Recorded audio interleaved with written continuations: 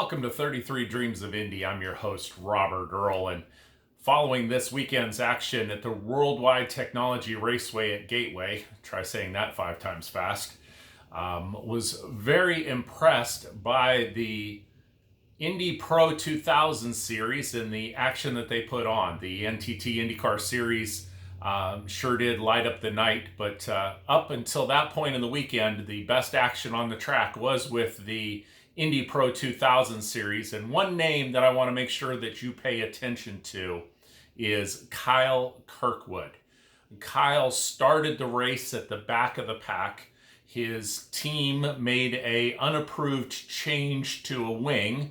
Now what that means to the average race fan is that they might have actually put the wing up a little bit or actually had it come down a little bit. And by doing so, this may not have been an actual advantage to his car because it might have actually caused the car to slow down a little bit.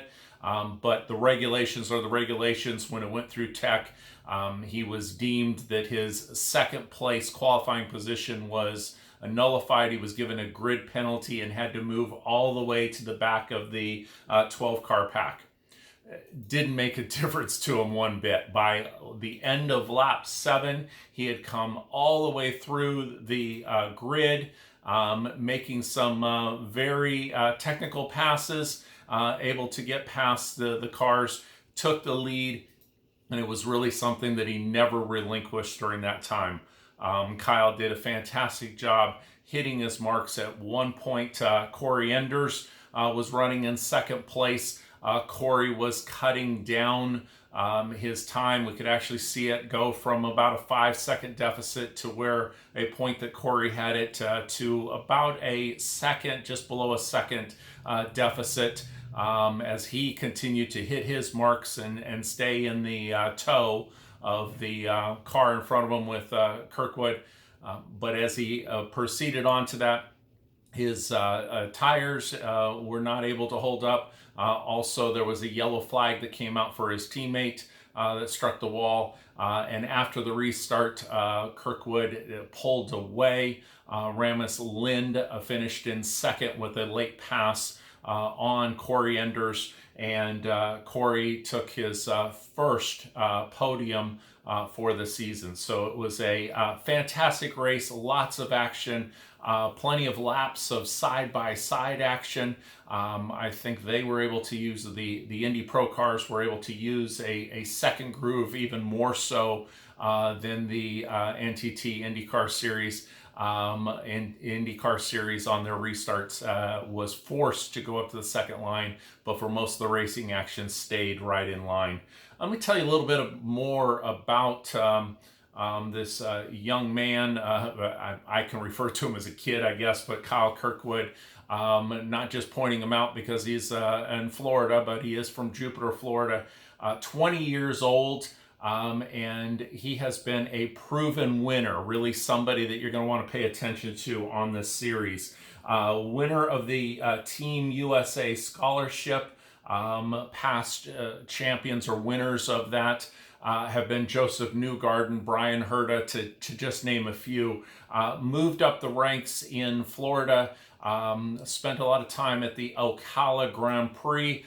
That's a location that Dan Weldon would practice at in the off-season, was able to go through that. In 2018, he had a spectacular season, 28 of 32 wins. I'm going to say that again, 28 victories with 32 wins in 3 different series for this young man.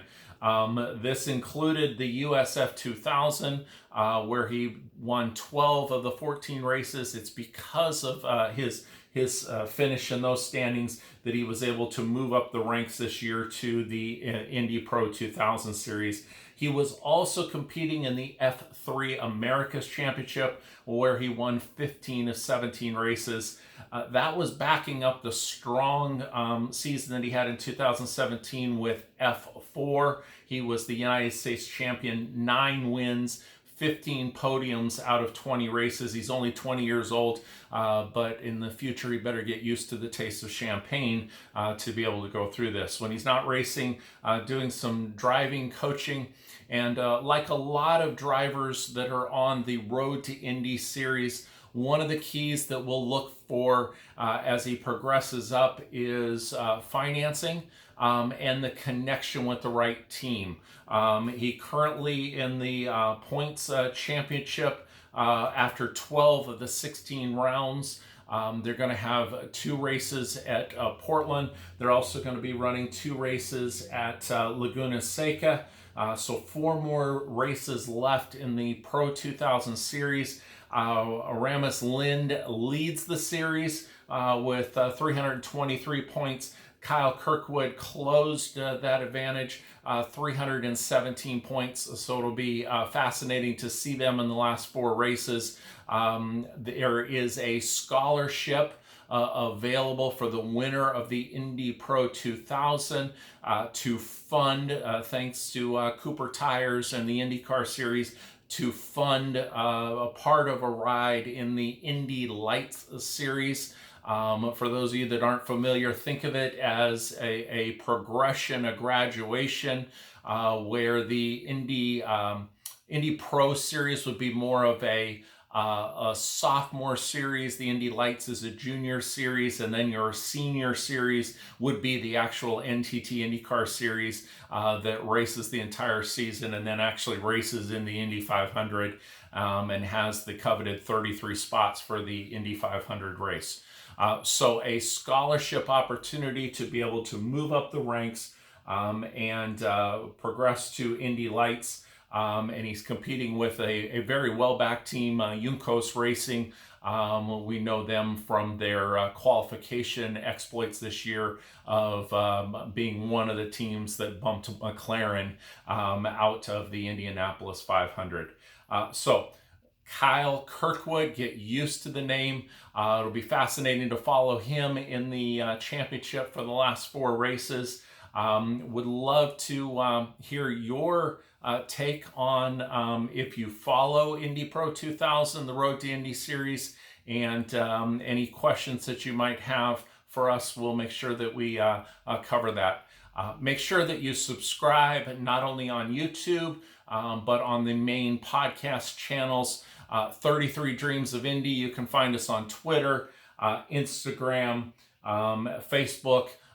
Just all one word, 33, the number 33 Dreams of Indy, and you'll be able to find us. So until next time, keep on dreaming.